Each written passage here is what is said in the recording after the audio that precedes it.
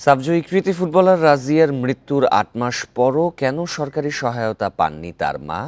আর্থিক দুরবস্থায় মানবেতর দিন কাটছে অসহায় পরিবারটির। এদিকে নারী ফুটবলারদের ঝরে যাওয়া রোধে কার্যকর পদক্ষেপ নেওয়ার তাগিদ স্থানীয় খেলোয়াড় ও ক্রীড়া সংগঠকদের।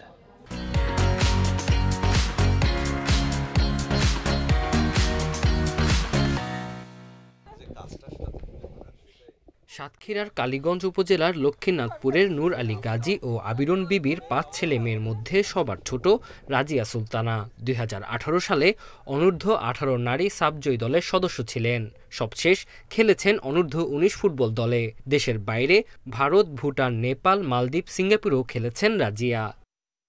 ২০২০ সালে বিয়ে হয় তার। চলতি বছরের ১৫ মার্চ সন্তান জন্ম দেওয়ার কয়েক ঘন্টা পর অতিরিক্ত রক্তক্ষরণে মারা যান এই কৃতি ফুটবলার।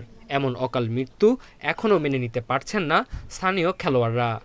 বিভিন্ন সংস্থাগুলো আছে, তারা যেন আমাদের মেয়েদের পাশে দাঁড়ায়, যে তাদের জন্য কোনো রকম এই যে একটা আচমকা মৃত্যু, এই মৃত্যু যেন ঠেকাইতে পারি আমরা। এবার যে সাব চ্যাম্পিয়ন খেলাটা হলো, আমাদের বাংলাদেশ চ্যাম্পিয়ন হয়েছে, তো এখন আমাদের সাতক্ষীরা থেকে 4টা আপু থাকতো। রাজিয়া আপু মারা যাওয়ার কারণে তো এখন উনি নাই। রাজিয়ার মৃত্যুর পর কোনো সরকারি সহায়তা পাননি তার মা। পরিবারের আর্থিক অবস্থা তেমন ভালো না হওয়ায় অসহায় অবস্থায় দিন কাটছে তার।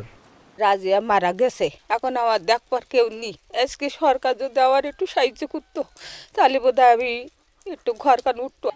আর কোনো খেলোয়াড়ের যেন এমন করুণ পরিণতি না হয়, সেজন্য ফুটবল ফেডারেশনকে উদ্যোগী হওয়ার তাগিদ ক্রীড়া সংগঠকদের।